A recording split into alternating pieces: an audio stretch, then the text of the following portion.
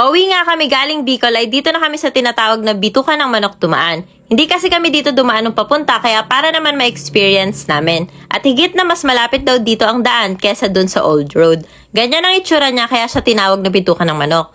Meron nga din palang area dyan na pwedeng mag-sightseeing at meron ding mga kainan. Dinayo nga din pala namin tong Hit and Run Unlimited Samgyup Grill dahil nagka-crave talaga ako sa Samgyup at isa daw to sa pinipilahang Samgyup sa Santa Rosa, Laguna. Samgyup all you can sa halagang 364 pesos lang. Meron nga din pala sila ditong group sets kung ayaw nyo ng unli. Maganda tong place nila dahil nakaka-relax yung ambience. Iba din siya sa typical na itsura ng mga Samgyupan. Located nga pala sila sa Pook, Santa Rosa, Laguna. Medyo looban pero madali namang hanapin. Kapag ka nakaamoy na kayo ng masarap na amoy ng Samgyup, nasa tamang daan na kayo. Sa 364 pesos, unlimited pork and beef, unlimited rice, unlimited side dishes at free 1 liter iced tea na ang kasama.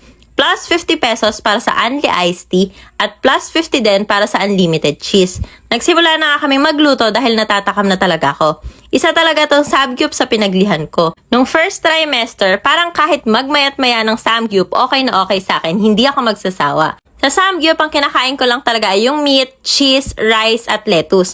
Hindi talaga ako mahilig sa mga side dishes. Hindi ako mahilig sa mga kimchi, sa mga fish cake, pero sina ate ayan. Sulit na sulit sa kanila yung mga yon. Dito nga pala sa Hit and Run ay isa sa pinagmamalaki nila ay itong cheese nila at talaga naman palang mapaparefill ka ng mapaparefill dahil masarap talaga siya. Pasensya na kayo kung anong oras nyo napanood to at natakam kayo ha. Meat at cheese pa lang, panalong-panalo na. Hindi ko na din talaga alam kung nakailang pa-refill kami ng meat at cheese, sa totoo lang.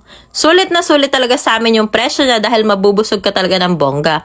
Yung 364 pesos plus 50 pesos only cheese, feeling ko nalugi sa amin tong Samgyupan. Lalo na sa amin ni Daddy na nakailang meat, cheese, lettuce at rice na refill.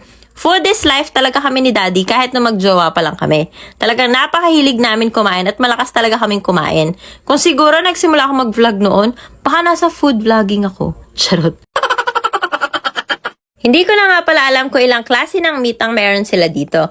Basta meron silang plain and marinated pork and beef. Tagakain lang kasi talaga ako eh. At lahat naman din ang sinerve nila na meat ay masarap. Kaya kapag ka napanood nyo to, sign na to na mag-Samgyup kayo. Kapag ba sa maalat naglihe, lalaki o babae ang magiging anak? Diyos ko, sobrang nahilig ako sa chichirya ngayong pagbubuntis ko. Pero syempre, alam naman natin na bawal ang sobra kaya naman humanap na talaga ako ng healthy na pampalit sa chichirya. Eto nga yung mga fruit and vegetable dried chips. Madaming klase pero 3 lang muna tong in-order ko. Kalabasa, okra at assorted. Sobrang crispy at ang galing dahil meron ng ganito. Yun na yun pa din ang itsura ng prutas at gulay gaya nitong okra at may buto-buto pa nga. Nandun pa din yung mismong lasa ng prutas at gulay pero mas masarap kaya kahit yung mga hindi kumakain ng gulay, mapapakain dahil dito. May nakain na ako dati ng mga dried fruit and vegetable chips pero mas masarap tong brand na nabili ko ngayon. Yung sa una kasi masarap pero may weird at pagkasuya pa din pag kinain. Pero dito, wala. Magagawa mo talagang maubos yung isang lagayan na to sa isang upuan lang. Okay na okay to para sa mga bata na pang healthy snacks. O, alam niyo na ha, link na sa comment section.